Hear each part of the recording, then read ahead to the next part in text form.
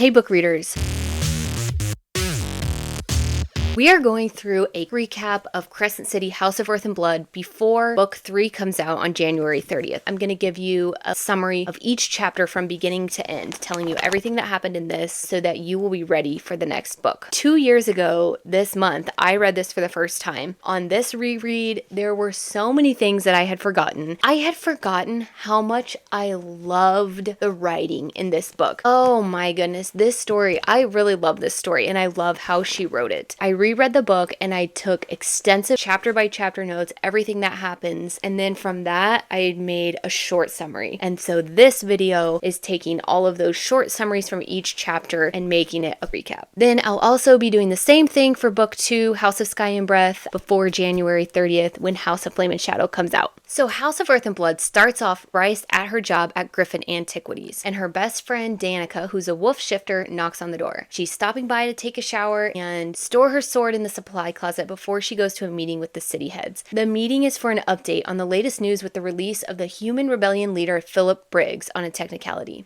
Danica and her wolf pack busted Philip Briggs in his bomb lab with the blueprints for a bomb in a popular club. The gallery where Bryce works is owned by Jessica. She's a 400-year-old enchantress who was born a witch but defected to the House of Flame and Shadow. Now she answers only to the Underking. She possesses an arsenal of spells and is known to turn people into animals when they irritate her. Bryce and Danica met 5 years ago as freshmen at Crescent City University. Danica's grandfather is the prime of the wolves, and she's the alpha of her own pack, the Pack of Devils. They're known as one of the most elite shifter teams on the auxiliary. Rumors have it that Danica will be chosen as heir by the prime, bypassing her mother Sabine, ever since the prime passed down their family heirloom sword after having promised it to Sabine for centuries. Sabine was humiliated by this. Danica and her mother Sabine do not have a good relationship. Bryce tells us that Danica comes by almost every Thursday when her job brings her around the area. Bryce tells us that she thinks the real reason that Danica likes to come by her job is for what's beneath the showroom, which is a library. The library is guarded by Lahaba. She's a fire sprite, and we'll learn more about her, and also Syrinx, who is a chimera that Jessica just bought, and they guard the library day and night. Bryce thinks she likes to come because Danica was a history major at university and likes to browse the ancient art and the books. In their society, humans are oppressed by the magic-wielding Vanir. Vanir is just a term used for every being on their planet that isn't human or an ordinary animal. And then above the Vanir is the Asteri, which are the 6 rulers of their planet who rule from the Eternal City in Pangera. In this book, we're on the planet of Midgard. Their territory is called Valbara, and then they live specifically in Crescent City, which is also known as Lunathian. It used to be called Lunathian, now it's called Crescent City. Some people still call it Lunathian. Danica's headed to a meeting with the city heads. There are 6 lower heads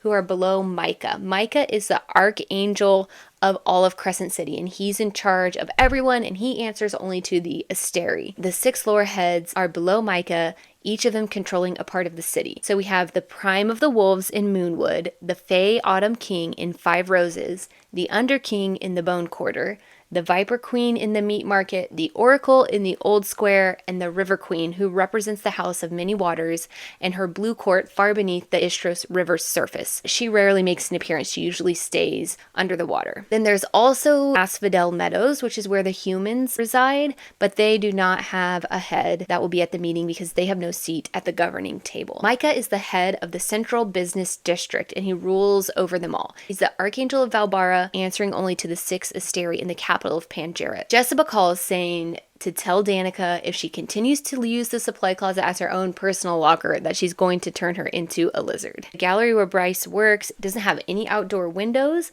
but it is filled with cameras all around, constantly taking surveillance. That's the end of chapter 1. Then we go to chapter 2. So Bryce tells Danica that Jessica has her looking for Luna's horn again. Luna's horn is an ancient Fey relic that was stolen from Luna's temple in a blackout a couple of weeks ago. Danica tells her to keep the Archesian amulet from Jessica on and never take it off. Bryce is wearing an amulet that was given to her by Jessica when she began working for her. And the amulet has enchantment and spells that provide protection for Bryce over the influence of various magical objects. Danica tells her since she's looking for Luna's horn, very powerful relic, that she needs to not take the amulet off. Bryce gets a phone call from her mom. Her mom is Ember Quinlan. She lives in a small town 300 miles away where Bryce grew up with her and her stepfather Randall Osalago, who she considers her true father. He taught her how to defend herself before allowing her to move to Crescent City for university. Bryce and Danica are walking through the city as she heads to the meeting, and Bryce is going to look for the horn, and they go to the old square to the gate there. In Crescent City, there are 7 gates, 1 in each territory. Each of the gates have the same plaque that says, "The power shall always belong to those who give their lives to the city." They're made of quartz and are connected by dial pads that allow you to communicate with whoever's on the other end when you put your hand on it and pay with the drop of your magic.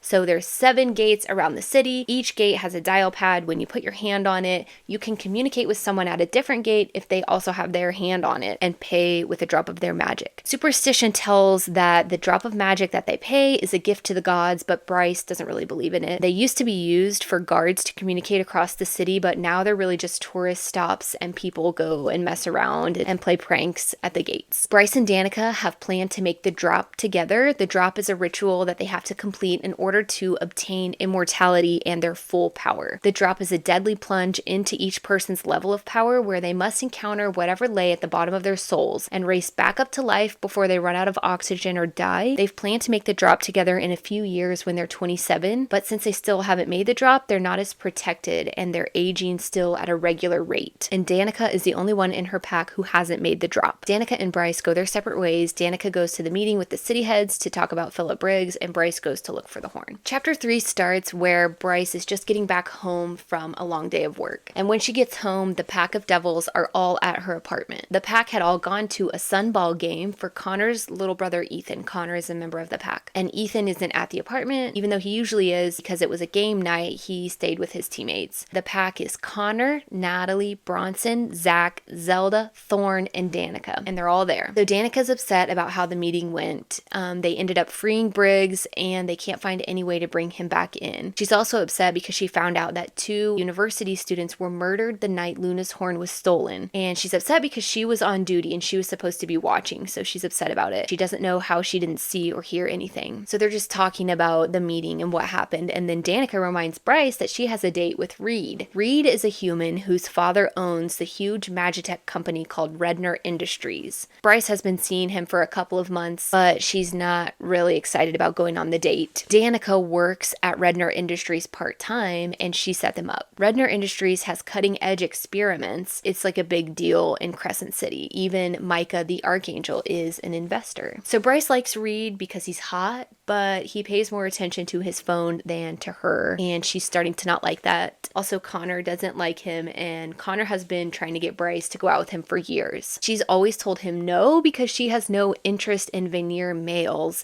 after what her father did to her mother. Her father is the Autumn King, but it's a secret. Nobody knows that he is her father. They just know her as a half fae, half human, and they don't know who her father is. But because of what he did to her mother, she doesn't want anything to do with any veneer males. Her mother and the Autumn King had an altercation that left a scar on her mother's face, and then when she found out she was pregnant, her mother fled before he could find out. Bryce goes on her date with Reed, and Danica tells her to light it up before she's walking out the door, and then at the last minute she tells her that she loves her, and Bryce thinks that's a little bit odd that Danica doesn't usually say that to her, and she must be really upset about how the meeting went if she tells her she loves her. That's the last thing Danica says to her as she leaves to go on her date. Bryce gets to her date with Reed and he isn't there. He's running late. Because his family owns Redner Industries, they are one of the only humans to have risen into veneer high society. He finally arrives 45 minutes late, but he doesn't pay a lot of attention to her, and she's not happy about that. We get a lot of historical information in this chapter. It tells us that eons ago, the veneer crawled through the Northern Rift and overtook Midgard,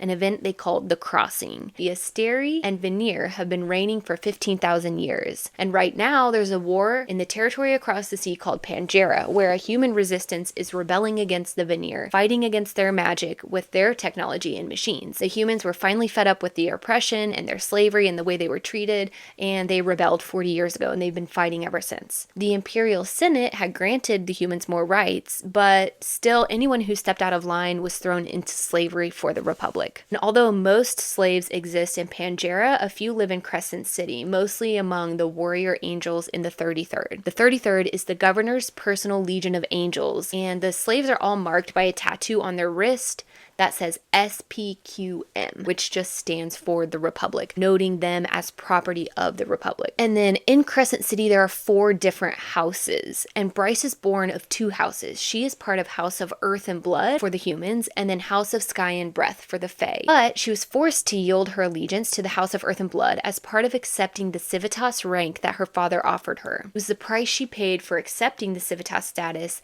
to claim the House of Sky and Breath. She resents her father for it, but even her mother saw that the benefits outweighed the costs. Back at the date, Connor texts Bryce that he wants her to give him a chance and let him take her on a date, and that he doesn't want anyone else. He's like shooting his shot. And then Danica's also texting Bryce, just break up with Reed. We know you don't really care about him. Give Connor a chance already. So Bryce gets fed up with the way Reed is acting, and she breaks up with him and she leaves the date. She texts 2 of her friends from university, Fury and Juniper. So their friend group is Danica, Bryce, Fury, and Juniper. They all met at university and they've been friends ever since. So she texts Fury and Juniper to meet her at a club. She finally texts Connor that they can go out on Saturday night, and they message back and forth a little bit. And then Danica texts her that she's ticked that they went to the club without her. But Bryce knows Danica won't leave the pack because it's pack night, the one night they spend together to keep the bond between them strong. Connor texts Bryce to message him when she's home safe.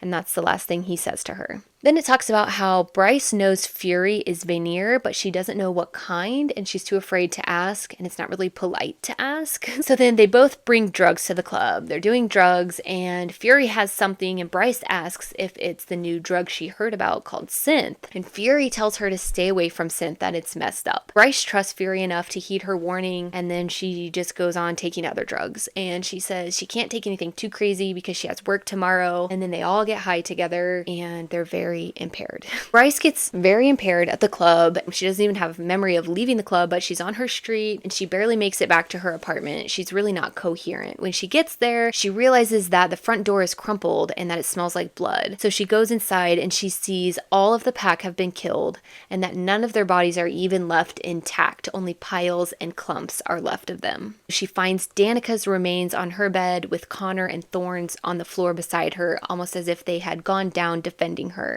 And Bryce is panicking, but then she hears a sound in the hallway. She is determined to see who or what has done this. She chases it all the way to an alley where she finds it feeding on an angel. She thinks it's a demon. It's a vaguely humanoid figure with translucent gray skin, no eyes, just slits. It has clear blood and it's crawling on 4 gangly limbs. The angel being attacked in the alleyway is unrecognizable, its face destroyed by the demon. Bryce tries to fight the creature, but it bites her in her leg with long fangs and then it runs away. Bryce finds the angel's phone and calls for help, and then it says she tries to stop the angel's bleeding, but it doesn't stop. Then it jumps to a new scene, and Bryce has been taken in for questioning as a witness by the 33rd. She's completely in shock the entire time, and she doesn't even answer a single one of their questions. They have an audio clip of the murders of the pack, but no visual except for a blurry gray image of the demon. They can't figure out what kind of demon it was, but they think it was Philip Briggs who summoned it to kill Danica and the pack to get revenge for putting him away in the first place. They've already arrested him for their murders, and now Bryce is being questioned for information about what happened since she was there. We find out that after the authorities arrived to the scene, Bryce's injury was fatal, that she had a nicked artery and she was going to bleed out, but Hunt gets there,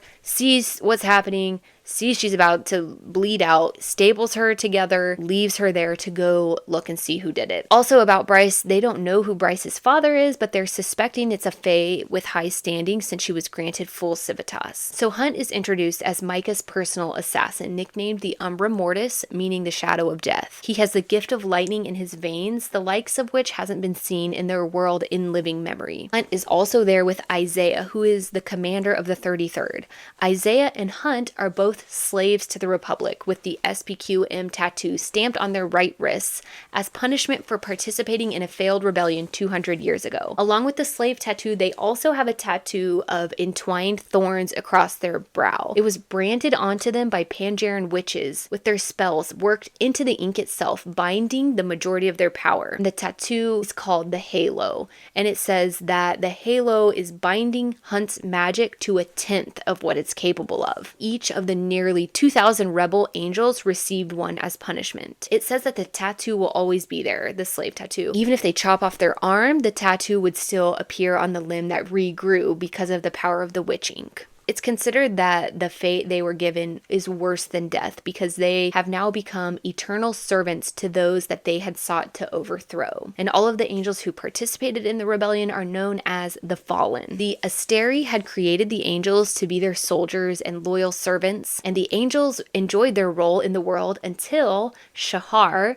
an archangel, the one they called the Daystar, and Hunt and the others who flew in Shahar's elite 18th Legion rebelled. Back in the interrogation room, Victoria arrives to talk to Bryce. Victoria is also a member of the Triari. The Triari is the 5 most elite warriors who defend Micah. It is Micah's personal guard. Victoria is also enslaved for being part of the failed rebellion, but she's a wraith. She's one of the few members of the rebellion who wasn't an angel. But pretty much Bryce is in shock and she doesn't answer any of Victoria's questions. They even read through some of the text messages that she sent to Danica while she was at the club, and they watched the video she sent. Basically, she just talked about doing drugs, about hooking up with people, all kinds of nonsense that really makes her look very bad. And then Dana keeps messaging Bryce, but Bryce isn't answering. And then they play the audio clip of the murders for Bryce, and she snaps. Plays the sounds of them being shredded, and it plays the pack begging for their lives, and Danica was begging for her life at the end. Bryce hears it and she snaps. She throws the table, she pukes everywhere, and she's freaking out, but Hunt goes over to her. Then they receive a call from Naomi. Naomi is also a member of the Triari. Naomi calls and tells them to immediately release Bryce, superseding the direct order that they had from Micah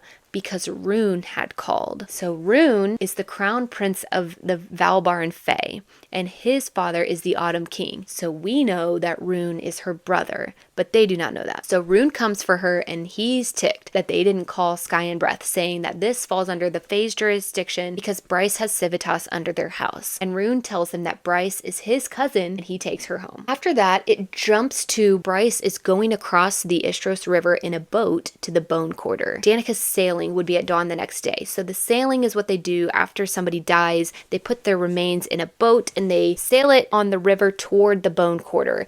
And if they are not deemed worthy, it dumps them into the river where they're eaten by creatures or whatever happens. But if they are deemed worthy, they make it across and they get to live out whatever happens after they die in the Bone Quarter. Danica's sailing is going to be at dawn, but Bryce wouldn't be there. She couldn't endure it even if she wasn't banned by the wolves. Her mother is there now with her, and they've been staying in a hotel room. It's been 7 days since everyone was murdered, and Bryce hadn't left the hotel room in 6 days. She's just been sitting staring at a wall in shock. And now on the 7th day, she's here on the river sailing to the Bone Quarter. A light had gone out inside her, so she came to say goodbye since she wasn't welcome for the sailing, and to give Danica one last thing. And then it doesn't tell us what it is, and you're like, what? It doesn't tell us. For many chapters, we don't find out till close to the end what she gave her. Then it jumps ahead. It's almost 2 years later. It says 22 months later, and it jumps right to a scene where Bryce is arriving at the White Raven Club to sell an expensive bust to a client of Jessica's, and the client is Maximus Tertian. He is a vampire, and he's the son of the richest and most horrible of the Pangeran vampires. Then at the end of the deal, he gets handsy with her, wanting something more from her, but Ruhn arrives just in time and they leave. When she's at the White Raven, Bryce sees a group of girls there for a party to celebrate making the drop. The drop is a rite that the Vanir complete to obtain immortality and access their full power. So it requires someone on the other side as an anchor while the person falls into their power while making the drop. And then once the bottom was reached, the mortal body dies, and then the 6-minute countdown begins. After that, it's too late and the brain shuts down from lack of oxygen. From the bottom, the person has to run down a psychic runway and has a one shot at jumping up back to life. They call it making the ascent. And if they don't make it, they drop into an endless black pit and await death. So this is why someone has to anchor you. They act as a beacon back to life, like a bungee cord that would snap them back up once they leaped off the runway. And they say to make the drop alone was to die, lost at the bottom of your power with nowhere to go because you can't make it back up to the ascent. The 6 minutes before jumping up to the ascent are called the search, where you face the very depths of your soul. And after making the ascent, aging process slows to a glacial drip, and it renders the body near indestructible as it's bathed in first light, and you have access to your full power. First light is the raw, unfiltered magic, and first light is what powers the city's light grid, and it's only emitted during the drop. It can heal and destroy and everything in between. The flash of first light that appears when the drop is made is captured and bottled, and then that first glow is used for healing, and the rest is handed over to the energy plants to fuel their lights and cars, machines, and tech. Some of it is used for spells, some of it's reserved for whatever the Republic chooses, and the power level in the first light is tracked by the Illusion system that monitors it all through vibrations in the world's magic. So it gives us all this information about the drop when Bryce sees these girls at their drop party. Then it goes back to Ruhn and Bryce, and they have a brief encounter about the Autumn King. He's requesting that Bryce be on her best behavior for the summit. Summit is a meeting between all the Valbaran ruling powers to debate whatever the Asteri task them with, and he wants Bryce to be on her best behavior for the summit coming up. It also tells us that Bryce no longer talks to Fury and rarely sees Juniper because she's so busy. Ever since the murders have happened, she's kind of lost those friendships a little bit. We also find out she doesn't drink alcohol anymore, and she's moved into an expensive penthouse apartment paid for by Danica's will that's protected by expensive and strong enchantments and spells. Then it jumps to Hunt's POV. He's been on a mission from Micah to torture and kill people. So he gets back to the barracks to take a shower. It tells us that Micah traded him from his previous owner and gave him a bargain to freedom. He can atone for each life taken by the 18th. So for each life that his legion took at the Battle of the Rebellion, he can atone for a death for a death. Micah tells him it was 2,217 lives that he has to atone for. He has to kill that many people that Micah tells him to kill in order to gain his freedom. And currently, right now, he's at 82. Hunt has been owned by 4 masters. He had 2 masters before that we don't know really much about. Then he was owned by Sandriel for 53 years, and we'll hear about her in a second. Now Micah has owned him for 4 years. So across the 4 years that he's been trying to earn back the debt, he's only at 82 out of 2,217. Shahar, which is the leader of the rebellion, was also Hunt's lover. She led him and the 18th into the rebellion because of her conflict with her sister Sandriel. So she believed that her sister killed their parents, and she rebelled against the archangels and the Asteri because of it. Sandriel and Shahar were twins, and both of them were archangels, and Shahar blamed Sandriel for her parents' death and led the rebellion, but Sandriel ends up killing Shahar on the battlefield. It also tells us that Hunt's given name is Orion Athalar, that his mother named him Orion and then nicknamed him Hunt, short for the hunter Orion referenced. And Hunt says he doubts his mother would have nicknamed him that if she would have known what he would become. Next is the scene where Isaiah and Hunt are sent to question Bryce because the vampire that she sold an antique to the night before, Maximus Tertian, was murdered, and he was found near the meat market, murdered in an identical way to Danica and the pack. So they're beginning to suspect that Briggs didn't kill Danica and the pack, despite being in jail for the crime for 2 years. So Isaiah tells Bryce that Micah is coming to the gallery to talk to her and Jessica. And Jessica tells Bryce to lock everything down because she has all kinds of contraband at the gallery. Everything in the library is contraband. All of it is illegal and nobody can know about it. So Jessica tells her to lock everything down. Then Micah arrives to the gallery and they call Jessica via video. He tells her that there is another connection between Danica's death and Maximus Tertian. We also learn that Bryce still feels pain from the injury in her leg from the demon. Micah says he wants to combine resources with Jessica and have Bryce find the true murderer. Micah believes that Briggs didn't do it and that Bryce has the most information about Danica to be helpful for the investigation. She's also the only tie between both victims. He says she's not a suspect yet and that he wants her to find out who did this. So he's kind of, if you don't help us find out who did this, we might think you did this. But he's hoping to wrap up the investigation before the summit so he doesn't look like a fool in front of everyone, and he doesn't want the information about the murders getting out of their city. He orders Hunt to protect Bryce while she investigates and for them to work together to find out who the murderer is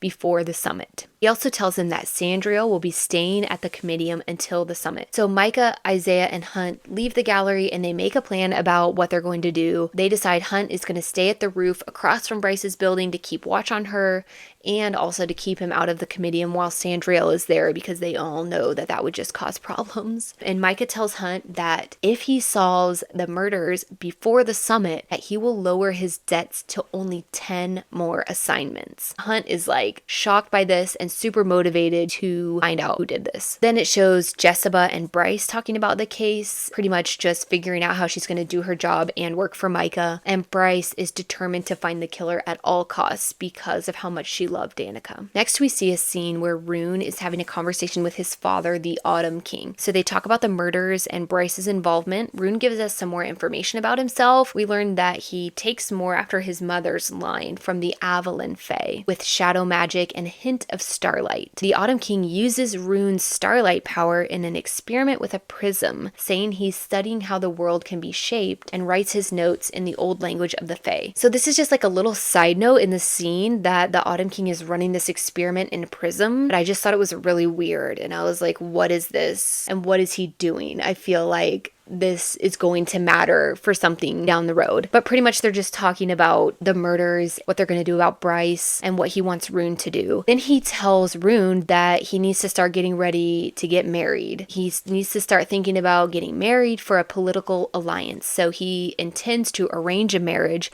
with the new witch queen Hypaxia, who will be formally acknowledged at the summit. Ruhn is like, heck no, I am not doing an arranged marriage. He refuses, but his father tells him he has no choice. He also instructs Ruhn to find Luna's horn, which is still missing since Bryce had been looking for it 2 years ago. The Autumn King says he's been looking for it all this time and has had no luck. But since the horn's original owner was Pelias, the first Starborn prince, he thinks that maybe since Ruhn has Starborn power, that maybe calls to like, that since like calls to like, maybe Ruhn will uncover something that no one else can. Pretty much the Autumn King says Micah insulted the strength of the Fae, like as a people group, and that he wants to prove their strength to him by finding Luna's horn. He also says that if war comes to them, that the Fae will need the horn in more ways than one. The Autumn King says that the first Starborn prince could blind an enemy with a flash of his starlight, and Ruhn can barely summon a spark for an instant. So he's kind of giving Ruhn an example of how the Fae have been weakened over the years. Then we also hear more from Ruhn because Ruhn tells us the truth of what the Oracle said to him when he was 13. The Fae have another rite where they go to the Oracle, which we'll learn about later. Ruhn told his father that the Oracle told him he would be a just king or something like that. Pretty much Ruhn just lied to him, and the truth was that she told him the royal bloodline will end with you. He kind of has this hanging over his shoulders all of the time of like, is he gonna die early, or like is something wrong with him where he can't have kids? And he's also concerned with Bryce not being a part of the royal bloodline. He doesn't want her to ever be acknowledged as part of the royal bloodline, because if she is, then that could mean something's going to happen to her too, and he doesn't want to think about that. That's how that chapter ends. Next, Bryce returns to her penthouse and realizes that Hunt is stationed on the roof across from her building, and she is not happy about that. She does not want him watching her. And then the next morning she goes to get her nails done, and Hunt thinks she's wasting time on purpose, hindering the investigation, but Bryce is working an angle. She just doesn't tell him yet. Then she returns to the gallery and does some work in the gallery library, and we get a little bit more about Lahaba's history as a fire sprite. All of the sprites were cast out of the House of Sky and Breath as punishment for some sprites joining the rebellion. So because some of the sprites joined the rebellion, they were all cast out and forced to be enslaved. So Jessica bought Lahaba as a slave to guard the library. And it says Bryce is planning something risky for the investigation. Next it goes to where Bryce visits Ruhn at his house, and we meet his roommates and best friends Declan and Tristan. Declan is a computer hacker known for his skills, and Flynn is heir to his father's title as Lord Hawthorne.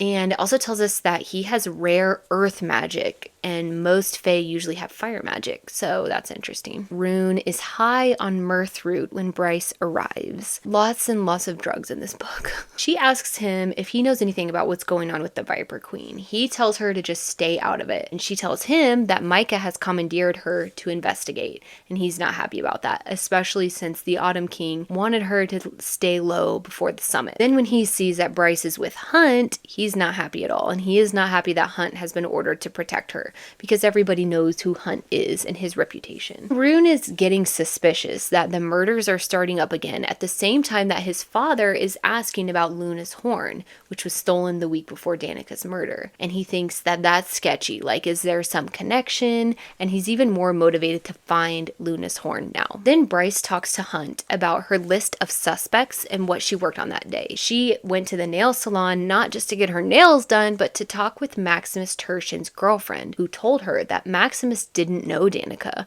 and she doesn't know who could have killed him. She says she learned that Danica and Maximus were connected by 2 degrees of separation to the Viper Queen. She couldn't find a way that they knew each other, but that they both knew the Viper Queen. That's her only lead so far. She wants to go talk to the Viper Queen, and Hunt says they need to follow the proper channels, which could take weeks. Bryce is not having that, and she sneaks out and goes to the meat market, which is the Viper Queen's territory. Hunt follows her, and he is ticked. Everyone is ticked in this book, like everyone is angry. So they get to the meat market, and they're walking around, and Hunt notices that Bryce knows her way around the meat market, and he thinks it's kind of sketchy that she's been there before. She recognizes that he can tell she's been there before, and so she explains it to him. One vendor helps her identify if artifacts are real or fake for Jessica. One vendor has exotic fruit that is Syrinx's favorite, and then another that has books that she doesn't tell him the story behind. They go to what they were looking for, which is a salt vendor. Salt is used for many different things, and the color of the salt tells you what it's used for. White salt is used for purification,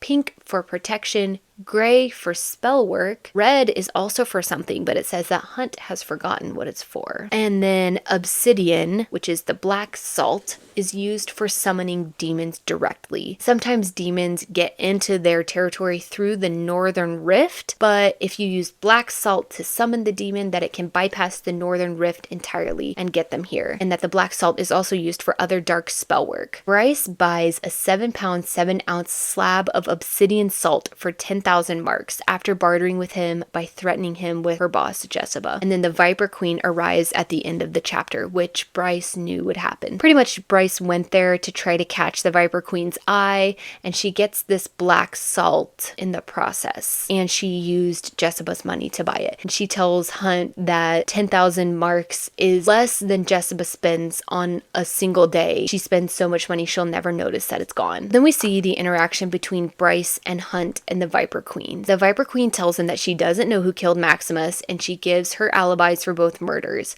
She says Danica had the potential to be a threat to her, but that they had a working relationship because sometimes the Ox had to work with the shadows to get things done. She tells them to look where it hurts the most, that answers are always there. The Viper Queen says that she can taste a charge in the air when things are about to go down, and that she can taste it now all over this city. We learn that she's been alive for a long time, and that she likely knew Hunt more for who he was before as Shahar's general than who he is now, the Umbra Mortis. And she's known to have powers with something different, something extra mixed in with her venom, something strange and old. And this comes to play more in the next book, book 2, and then I think also she's going to play a bigger role in book 3. Hunt and Bryce don't think that the Viper Queen is responsible, and they start looking on different leads. Bryce asks Hunt to help her remember the last week before Danica died. She's had a lot of trouble like going back to that place and trying to remember it, so she finally asks for help. She brings him down to Jessica's library below the gallery, and he meets Lahaba. We find out that Bryce is indebted to Jessica for buying Syrinx's freedom, and that she takes a bit of her paycheck to pay Jessica back each week. That Jessica had bought Syrinx to protect the library, but really he just acted like a pet, and so she was going to sell him to somebody else, and Bryce bought him so he could be free. So now he stays at her penthouse. We also learn that Bryce learned the old language of the Fae when she was a kid. She said that she learned it to impress her father, even though that did not go well. We also find out that Hunt is 233 years old. Bryce is 25. So that's great. Everybody loves the good old age gap.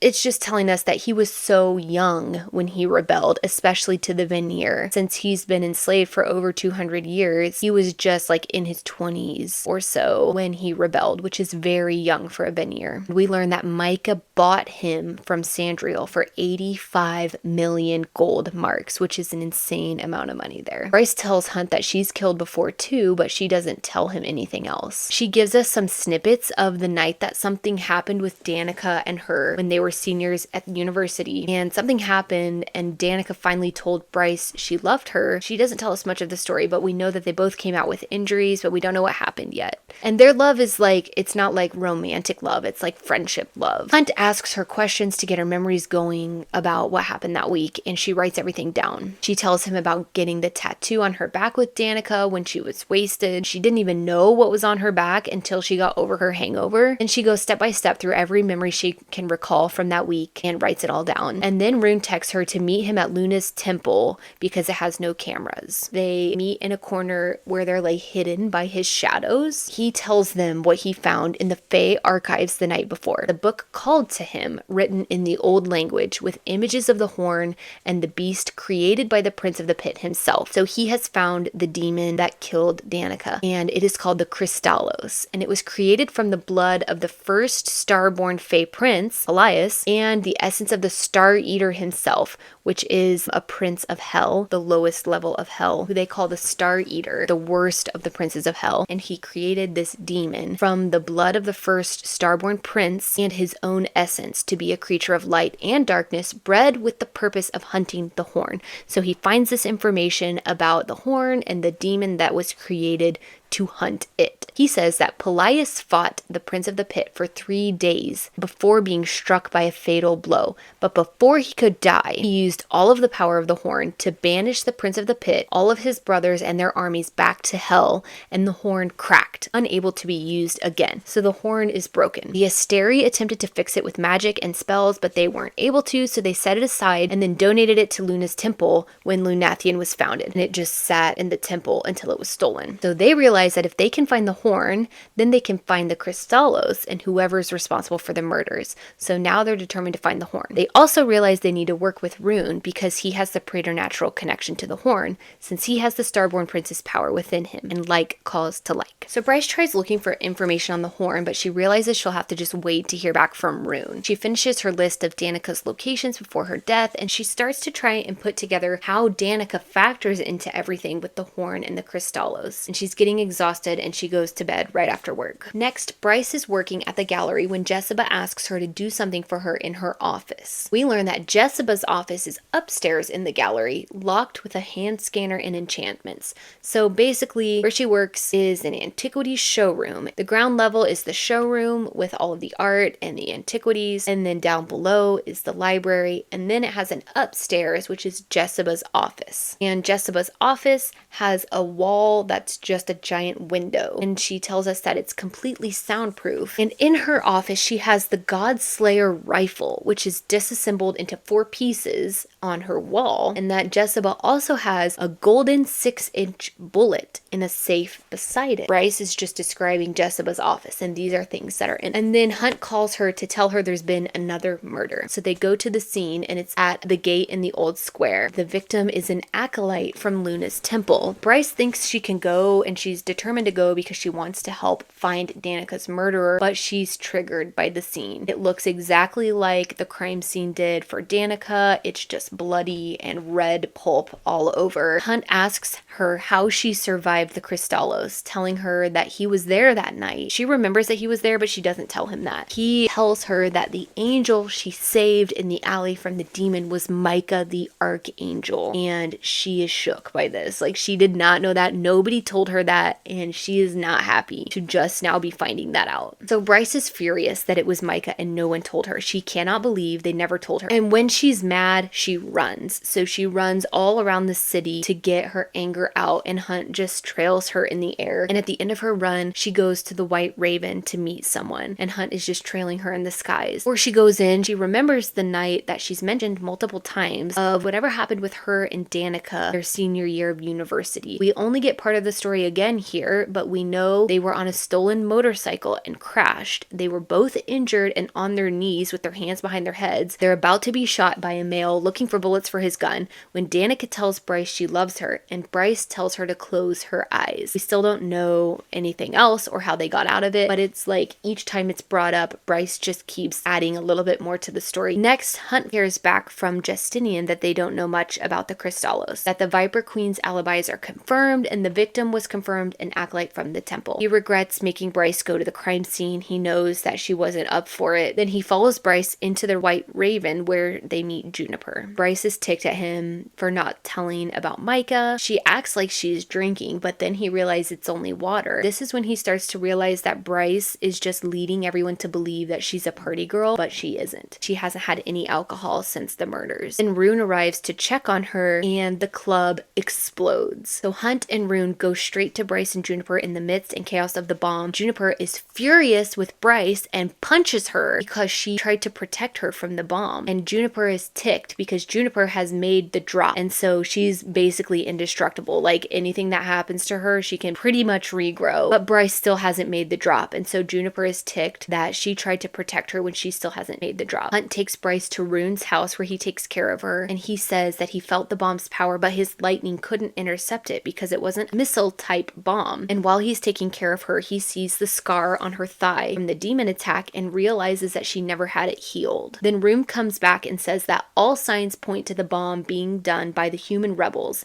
and that the bomb was smuggled into the club through some new exploding liquid and that it was hidden in a delivery of wine with the rebels' calling card, their logo on the crate. Then he says next to the logo on the crate was a branded image shaped as a warped C. The letter C. They think it could be for Crescent City. He thinks it could also be depicting a curved horn. So the three of them talk about it and how it could be a message for them to stop looking for the horn. Hunt wants to talk to Briggs because he thinks his followers might have something to do with all of this. Ruhn tells Bryce that the Autumn King knows that she's involved now and that he wants a guard on her at all times living with her. Bryce does not want Ruhn living with her, so she says Hunt will do it. Ruhn tells Bryce he knows there's a library under Jessica's gallery and that he wants to go look in it for some kind of book about the horn. So Bryce makes a deal with him that she will show him the library if he will let Declan work for her to find information about Danica. She wants to use Declan's hacking skills. Ruhn talks a little bit more about his experience with the Oracle, who foretold that the royal bloodline would end with him. He says he asked her if he would die before he could sire a child or if he was infertile, but she would only repeat the words of her vision. He had been worried it might mean that something would happen to Bryce, but then he was relieved because she was never formally recognized as part of the royal bloodline. After that, Hunt and Bryce go back to her penthouse and he meets her doorman and he gets them food. Now he's staying inside with her instead of just on the roof. He asks her why she won't make the drop. She tells him she was planning to wait to make it with Danica in 2 years and that Connor and Thorne were going to anchor them. He tells her that he had no family or friends left to anchor them since his mother had died days before he made the drop and that a government official was his anchor. Hunt recognizes that Bryce is punishing herself for the deaths of Danica and the pack and not letting herself live. Then he tells her about the deal that Micah made with him to earn his freedom by killing as many lives as were taken on the battlefield of the rebellion, and about the new bargain that if he solves the case before the summit that his debt will be reduced to 10. She realizes why he was so intense at the beginning because he's so motivated to find out what happened. Then Hunt sees a picture of her family and realizes that her stepfather is Randall Silago, who he knows because he's a legendary war hero and a well-known sharpshooter. They're just learning more about each other since now he is living with her. So they wake up the next day and Juniper comes in apologizing to Bryce for punching her and giving her an update on the theories of the bombing. They still believe human rebels from Pangera are responsible and she tells Bryce that Fury is coming back because of it. Bryce and Hunt go back and forth on a battle of wills about who is in charge in the investigation. They're both stubborn and they both want to be in charge. And Hunt tells her he wants a set of keys to her apartment now since he's staying there. And he tells her anywhere they go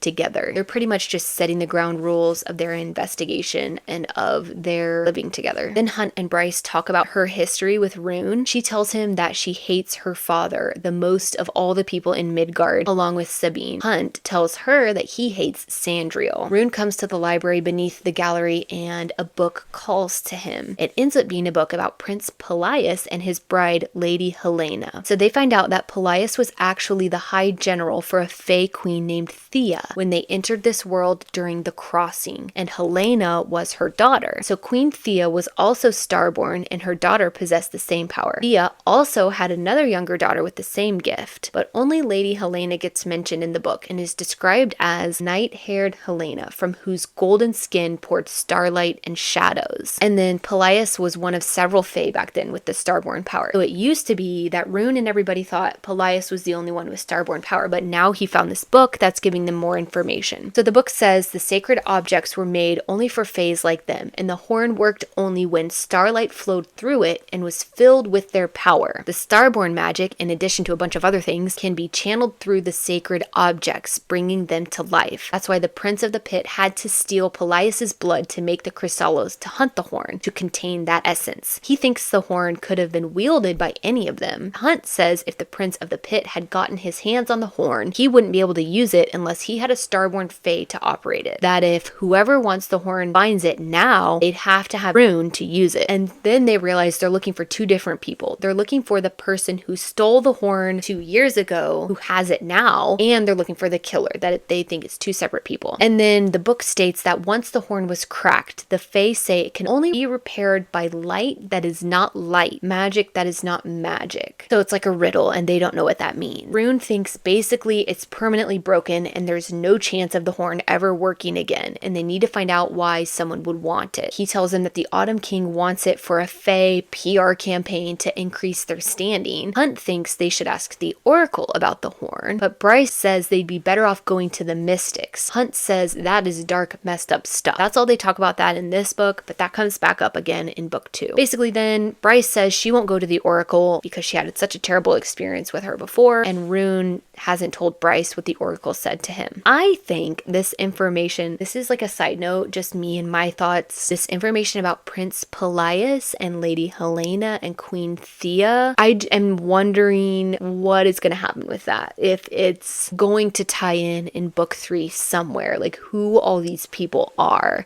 And I'm very curious to find out, especially like when it says that Queen Thea had another daughter who had the Starborn power, but it doesn't talk about her. I have a feeling all of this is going to come up, that it's not just thrown in there just to be thrown in there. The next scene is when Hunt and Bryce go to the Comitium to get Hunt's things since he's staying with her. On the way, they get Bryce a new phone, and she realized Hunt only has 36 crime scene related pictures on his phone, and so she's determined to change that. They talk about Hunt's past a little bit, that his mother had no money and no distinguished bloodline, that he made the drop when he was 28 right after she died, but it didn't matter how much power he inherited because the tattoos enslaving him stole most of it when he received them only 5 years after he made the drop. So he was in his 30s, but he tells her that whoever replaces Micah receives all of his slaves if something happens to him. And then Hunt and Bryce come face to face with Sandriel. So Hunt sees Sandriel and he's like super triggered and he loses all functioning. And everyone is quiet and staring at them and he's frozen. She bails him out by acting like a dumb party girl taking pictures of the archangels. So Hunt is forced to explain what's going on to Micah. Then Micah randomly asks Bryce out to dinner and all she says is not interested. So Hunt is like, thinks that's crazy because nobody denies Micah. Then Hunt flies them back to Bryce's apartment and Bryce says the old square is basically the only safe place for someone like her. Hunt is asking why she lives in the old square and she says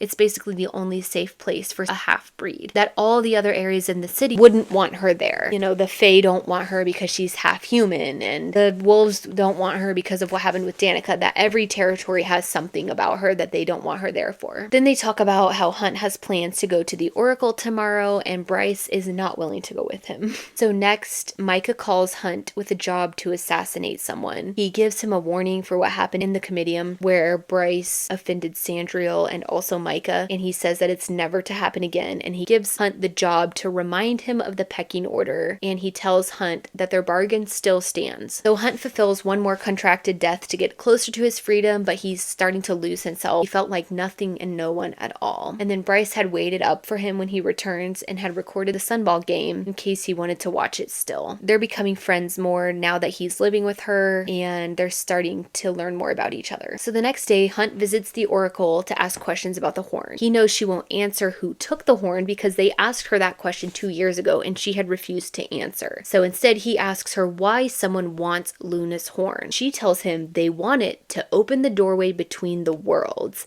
that they wish to reopen the northern rift, that the horn's purpose wasn't just to close doors, but to open them too, depending on the wishes of the bearer. She tells him that the broken horn can be healed, despite the Fae myths. She calls Hunt the Lord of Lightning and asks if he wishes to know what she sees in his future, but he declines. And then she asks him if Bryce told him what happened in her chamber 12 years prior, and he declines this as well. He doesn't want to know. He's so funny. And then she warns him to stay away from Bryce Quinlan. So then Hunt comes out and he tells Ruhn and Bryce what the Oracle said to him. They consider that maybe Danica realized what someone wanted the horn for and they killed her for it. Ruhn says that the horn has a sentience to it and wonders if a medwitch could have insight into healing it. Hunt asks Bryce why the Oracle told him to stay away from her and what happened between them. So Bryce says when she was 13 and came to meet her father that she went to the Oracle, and when she looked into her smoke, she screamed and clawed at her eyes, and that the Oracle was blind for a week. She says her father called her a horrible disgrace and kicked her out, and so that was her terrible experience with the Oracle and also with her father. In his research, Hunt finds a picture of a 15,000-year-old vase with a painting of a Crystallis being killed with a sword through his head by a helmeted male soldier. He thinks it means that it can be killed the old-fashioned way with brute force, but Bryce is hesitant. Hunt also sees that the image says the vase is originally from Parthos, but Hunt thought this city was a myth. He knows it as a city from a time before the Asteri with a pre-existing human civilization, but they thought it wasn't real, but then he finds this evidence, so he's interested in that. Bryce is still trying to figure out the connection between Danica being stationed at Luna's temple the night the horn was stolen and the murders, and then Hunt gets the call they can come to the Comitium to talk to Briggs. So Bryce and Hunt go talk to Briggs and realize he has nothing to do with the murders. Basically, they just talk back and forth and they realize he doesn't have anything to do with it, and Hunt sees similarities between himself and Briggs and he's shaken up about it, that's who he was when he fought in the rebellion for Shahar. But Bryce reminds him he's not willing to kill innocents to further his cause, that he's separated from Briggs by that. And Hunt tells her that he was tortured in the Asteri dungeons for 7 years before he was sold to his first owner, and then that his owner continued torturing him for another 2 years before bringing him up to do his dirty work. So it was a total of 9 years without seeing the sun or flying before he was brought back up. He says that it was pure, unrelenting hatred that fueled him and kept him going, so he can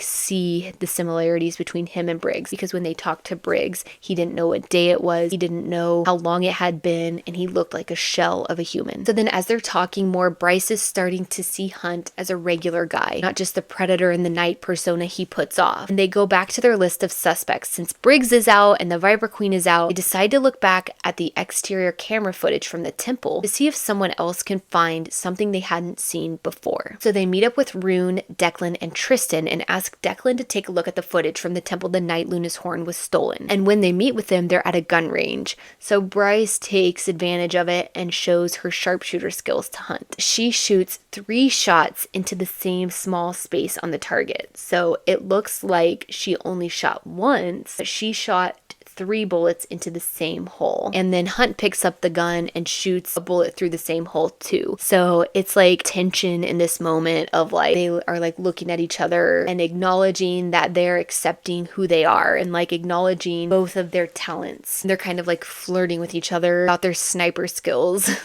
And then they get a call from Isaiah that there's been another murder in Asphodel Meadows. So Bryce is starting to panic again about seeing another crime scene, but she lets Hunt calm her down. It's striking to her because she's never let anyone see her like that. But after she saw him return home from the mission that he had from Micah, she realized that if anyone would understand, that he might. So Hunt flies them to the crime scene in Asphodel Meadows, just off Main Street in the shadow of the North Gate, the Mortal Gate. And the victim is the guard who was on duty at Luna's temple the night the horn was stolen. Bryce realizes that all of the murders take place within steps of one of the major avenues, on top of the ley lines, which are natural channels for the First Light to travel through the city. So Bryce thinks maybe whoever is summoning the demon is drawing up on the power of the ley lines under the city to have the strength to summon it. Then Bryce and Hunt talk about how he loved Shahar, that he grew up in her territory and he fell in love with her as he worked his way up the ranks of her legions, and he fell in love with her vision for change, and that he will still have a thing for her until the day he dies, because how can he move on from loving her when she gave up everything for him and for the cause? So they have that conversation conversation, and Bryce just kind of remembers he's still hung up on her. And then Declan calls and tells her that the footage has no video, but just audio recording. And he figured out that someone spliced together audio from the Rose Gate in place of where the audio from Luna's temple should be. Someone cut the audio of Luna's temple, took it out, and put audio from the Rose Gate in to mask whatever somebody could hear at Luna's temple. And Declan tells them that the person heading up the investigation of the video footage that night was Sabine Fender, which is Danica's mother. So that was shocking to all of them. So this gets Hunt and Bryce talking about Sabine and if she has motive for the murders, and they start to think that she could be a strong suspect. So Hunt and Bryce go on a run together. He sees her again in pain from her leg injury from the demon. After that, Ruhn goes to a medwitch to ask questions about healing the horn. So the medwitch says many witches before her have researched this and found no way to repair it. But she starts to wonder, with all the advancements they've made in medicine nowadays, if someone has possibly found a way. So she says possibly something like a laser, a drug, a skin graft, a transplant, something where it's treating the horn as a living thing instead of an object. So they start to wonder about that. And then he just notes that she's beautiful, but he forgets to ask her name. Isaiah comes to tell Hunt that Victoria wants him in her office to see what she found on the cameras. Everyone at the comitium is rattled by Sandriel,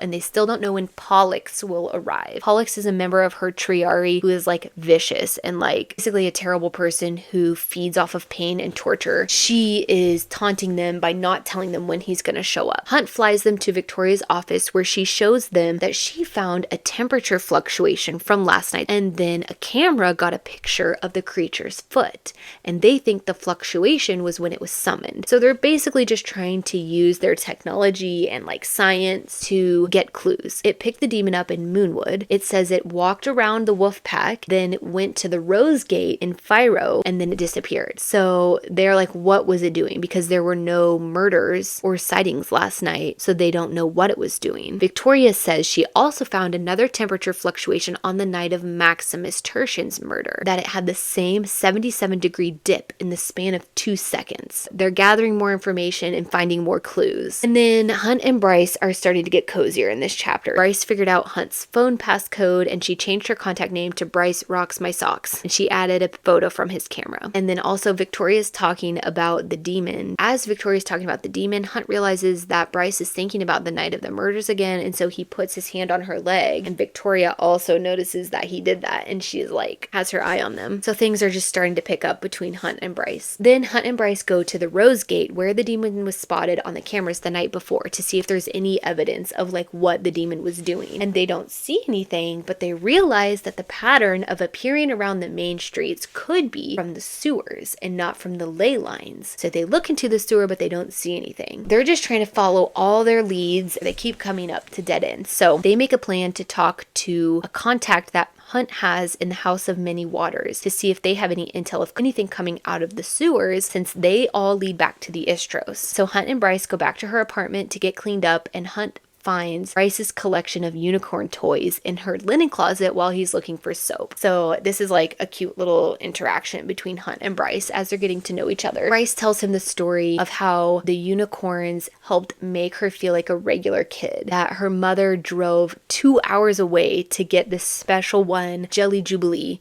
so that she would be accepted at school. And Hunt tells Bryce, despite this horrible case, that he's having fun with her. So they're just starting to become friends and starting to open up to each other as each chapter goes on. So the next day, Hunt and Bryce go down to the river to talk to Hunt's mer friend named Therian. It's going to be in the next books. We just get a little bit of Therian in this one, and then we get more later. Hunt asks him if he knows anything about what's going on, but he doesn't, so they tell him. Hunt tells him to warn his queen about the Crystallis demon, and we learn a little bit about the mer people in the Blue Court. Very few who dwell on land go beneath, and that you can only go if you're invited. Some say that the River Queen is a goddess who is part mer, part spirit, and that she's powerful enough to wash away all of Lunathian if provoked. Then Hunt and Bryce talk about why she kept Danica's leather jacket, and Bryce says that Danica used to always leave things in the supply closet at the gallery, and that she had left the jacket there the night of the murders. Bryce didn't want Sabine to get it because she knew she would throw it away, so she kept it. And then the phrase on the back of the jacket meant something to Danica because it was the only thing the Oracle told her, and so it was something that resonated with her. It says, "Through love, all is possible." She tells Hunt it's also what's written on the tattoo on her back, that Danica had found some old fancy alphabet online and had it tattooed. So the jacket means something to Bryce now too. And then Hunt tells her that the sunball hat he wears was the first thing he bought with his first paycheck from Micah, that it represents how different everything is here than in the Eternal City in Pangera. So they're both just starting to be more vulnerable with each other, and they're starting to feel the tension and chemistry between them, but they're trying to stay focused on the case. And then they decide they need more answers from Sabine. So Hunt and Bryce go to the Wolves' Den in Moonwood to talk to Sabine. Bryce is overwhelmed with feelings and memories about the pack and what should have been. Sabine is furious that they dared come to her, and she wants her sword back, and she tells them Danica has nothing to do with the horn being stolen. Then Bryce comes face to face with Ethan Holstrom again after all this time. So he used to be one of her best friends. He was the little brother of Connor, part of the pack, but after the murders, he saw all the messages and what had happened, and they lost their friendship. So she hasn't seen or spoken to him since he told her she wasn't welcome at the sailings after the murders. So they go back and forth, and he says she never deserved Connor, and she tells him that Connor would be ashamed that he lets Amelie be his alpha. And Ethan tells Bryce Sabine wants her dead and that she probably shouldn't have come. So then Hunt and Bryce are getting very suspicious of Sabine, and they want to take her down. But Hunt says they need more solid evidence before he can take it to Micah, since she's basically the prime of the wolves. She tells Hunt that Amelie had a thing for Connor, which is another reason she hates Bryce. She talks about how horrible people are, about the leaked text messages she sent that night. We even learn about one night she nearly jumped off the roof of her building, but Juniper happened to call on a whim just to check in, and that she immediately came over when she heard Bryce's voice, knowing something was wrong, and then she didn't leave Bryce for 3 days. Just giving us an insight into how bad things got for Bryce. And then they talk about how her stepfather, Randall Salago, trained her on guns, knives, swords, but especially guns, and that she was required to beat him in a fight in order to convince him to let her go to Crescent City for university, but that they want her to move back home. Then Bryce goes back to the gallery to do some work for Jessica, and Hunt goes to work with Isaiah, and he sends Justinian to watch over her. Then he returns to the roof while Bryce is working, and he goes back to the video from the night of the murders where Bryce is chasing after the demon, and he wonders about what happens in the bone quarter after everybody dies. He wonders if Danica knows Bryce still goes to such lengths for her, and he imagines having a friend like that. So then after that, Hunt leaves Bryce home alone to go meet up with his friends at a bar. Bryce talks to Juniper on the phone a little bit, but she's too busy to come over and hang out, and the quiet bothers Bryce, so she goes out and she's just walking. She walks to Fyro, which is 5 Roses, the territory of the Fae, to a garden, and Hunt leaves the bar to meet her. He had Naomi watching her, and Naomi told him that Bryce had left her penthouse when she had promised Hunt she would stay. So he leaves his friends at the bar to go meet her at this garden, and they're talking to each other, and he's distracted by her when he's attacked by a Crystallis demon. So the Crystallis demon ambushes Hunt and Bryce while they're walking in the garden. It severely injures Hunt, but they manage to kill it. Hunt stabbed it in the head multiple times and then cuts its head off and into quarters along with its heart. Bryce also shot it to make sure it was dead. Both of them are like, this thing is not getting back up.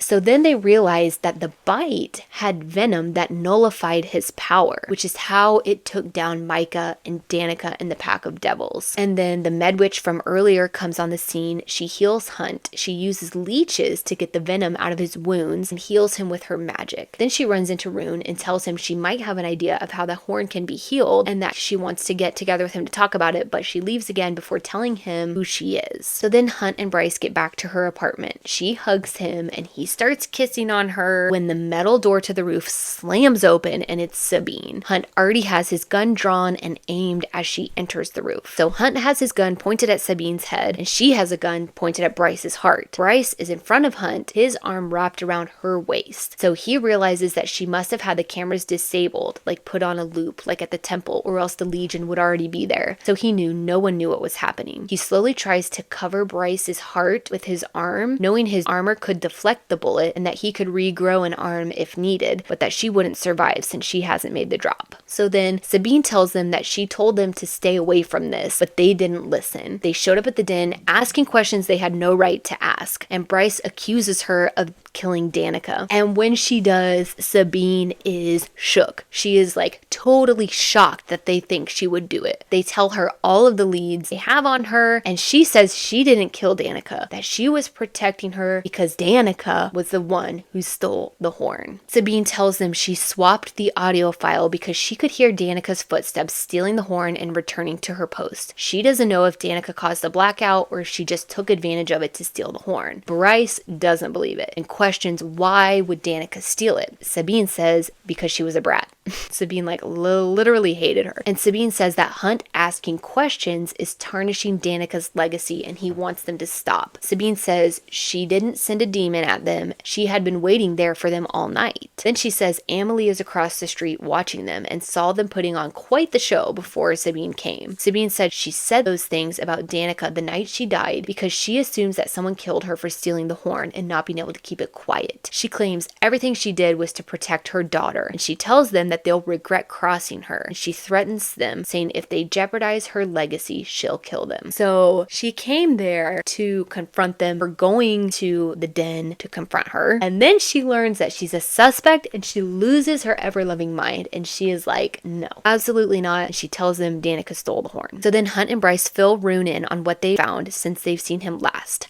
Hunt asks Ruhn if he's heard anything about the Crystallis negating magic, but Ruhn says no. Hunt knows which spells and Gorgon stones can negate magic, but that this had felt different because he had had all of those things done to him before. Ruhn speculates that the essence of the Star Eater inside the Crystallos is probably what gave the demon the ability to eat magic, just as Prince Pelias's blood gave it the ability to look for the horn. Then Ruhn heard back from the Medwitch that there's a new drug on the market that's just being used, a synthetic healing magic. She said that it has crazy side effects if not carefully controlled, that research showed it capable of healing at rates nearly double that of first light and possibly could repair the horn. He thinks it fits with the light that's not light, magic that's not magic riddle, since it's a synthetic compound. Bryce doesn't know why Danica stole the horn, but knows Danica would never have sought to use it as a weapon. She thinks Danica took the horn to keep her killer from getting it, that they killed her for it, but they never found it, never found where Danica put it, and they're still using the Crystallis to look for it. Ruhn tells about how his sword is part of a pair. So his sword and a long-bladed knife was forged from the iridium mined from the same meteorite that fell on their world. The world the Fae had left to travel through the northern rift into Midgard, but they lost the knife eons ago. So those of us who have seen this before know what it's talking about, and if we have read book 2, we know it comes again. He says even the Fae archives have no record of how it might have been lost, but it seems to have been during the first wars. Then a messenger otter from Therion brings the information that he's discovered, that in their records he found multiple unidentified dead bodies with wounds similar to Hunt's after he was attacked by the Crystallos, with bite marks and clear venom in them that negates magic. Bodies that were already dead had been dumped into the Istros that were reported as missing, but not until weeks after their deaths. So Bryce points out that the wounds in these victims and the wound in Hunt are different than what happened to Danica, the Pack, Tertian, the Acolyte, and the Guard. That none of them were left with bites and venom, but they were just shredded into piles. So she wonders if whoever is summoning the Crystallos is also summoning another demon who did this. And they realize that what they'd assumed had happened to Danica and the Pack may have been wrong all along. Since they saw what the Crystallos demon did to Hunt, they know it wasn't the same as what happened to the Pack, and they want to figure out what happened to them and how they were murdered. So Bryce makes a plan about how she's going to find more information, and she does not tell Hunt what she's doing. She uses the black salt that she bought in the meat market to summon a demon herself, but this time she doesn't summon a demon, she summons Adis, a prince from hell. We find out that she's run into him before in cat form when she was 13 and crying about what had happened with her father in the oracle. He was nice to her back then, so she wasn't afraid of him now. She summons him to ask questions about who is summoning the Crystallos and what killed Danica. He doesn't give her many answers, but he gives her some information. He tells her that many things can come through the Northern Rift, not just things from hell, that it connects to other planets and other realms, that hell is just another planet bound to theirs by a ripple in space and time. They didn't know this. They did not know that hell is a planet. He tells them that Hunt's kind were made in Midgard by the Asteri, but that the Fae, the Shifters, and many others came from their own worlds, and that the universe is massive. He says the lesser princes sometimes rattled the Northern Rift, but that the princes in the true dark have no need or interest in sunshine. He says even they did not send the Crystallos, that their plans involve no such things. Adis is very surprised when he sees Hunt. And in this chapter it says that Adis was talking to Bryce this whole time, and then it was like all of a sudden he saw Hunt. Like he didn't even take his attention off of Bryce until he did. And then when he finally takes his attention off of Bryce, he sees Hunt, and he's very surprised to see him. And he's surprised at Hunt's power. He says, a fallen warrior with the power of ... and doesn't complete his sentence. And it leaves us.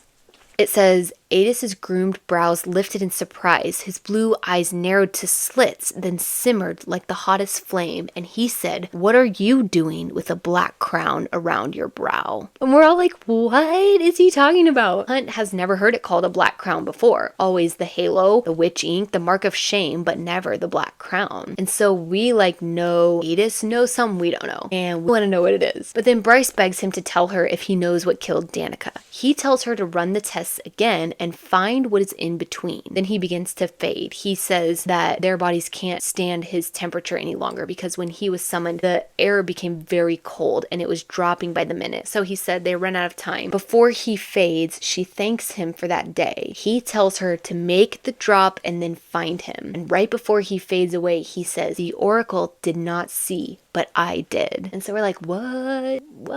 Then Bryce calls Declan to tell him they need to run tests again and ask if he thinks anything should be re-examined. He mentions a scent diagnostic, that there's a newer kind of test they can run. She figures out that the Fae had access to it back then and didn't allow it to be used. Ruhn says the Autumn King said it was deemed a matter that the Fae should stay out of. So she's ticked about that. She is not happy. So Bryce is furious that the Autumn King knew of a test that could help identify what killed Danica and he had done nothing. So she goes straight to Phiro to confront him, but the guards don't let her in. Ruhn meets her there and tells her it's not worth it. He says there are things to fight him on and this isn't one. She says she will never forget he did this. Then she goes to a bar and she breaks her 2 years of not drinking alcohol. Hunt follows her there and gives her a tonic from a medwitch for her leg. He says he'll sit with her while she gets wasted drunk if that's what she wants, but that there are better ways. She says she doesn't want to hear it and says something hurtful to him about Shahar. She asks what he thinks Shahar would think about him kissing her a few nights ago. And then he leaves instead of fighting with her. She comes back to the apartment and makes an apology dinner. She tells him the story of what happened to her and Danica their senior year that it keeps flashing back to. So she says Danica was studying the history of the illegal animal trade for school and had uncovered a real smuggling ring that no one would help her. So they decided they were going to deal with it themselves. The shifters who ran it caught them trying to free their stock, but it led to a motorcycle chase and crash. Her arm broken in 3 places and Danica's pelvis fractured. Danica was shot twice in the leg, and she says she killed the ones who shot Danica and the police got the rest. Hunt thinks there's more to the story, but they don't tell it here. Then Hunt tells her he would still go through with the rebellion even knowing what the consequences would be because he believes in the cause. Then Bryce tells him that her spare room is his if he wants it even after they solve the case. So they're really becoming friends and have this companionship. And then she offers him food as an apology and he accepts it. Then it says Bryce sees a cat sitting on her dresser. She's like kind of asleep but not asleep, and she sees this cat. We assume it's Adis. He is pushing her to see something. He's asking her what lines an oracle. He says he knows the Autumn King is her father and that he tossed her out like rubbish. Bryce says he'll kill her if he knows, and the cat urges her to make the drop and then find him. She asks why, and he says so we can finish this. What? It just leaves the tiniest breadcrumbs that torture us all throughout the book, but it's like the best kind of torture. Okay, we're gonna pause there. That was part 1 of the Crescent City recap. The rest of the book is summarized in the recap for part 2 on my page, so you can finish it up there and then keep your eye out for the recap for Sky and Breath coming soon.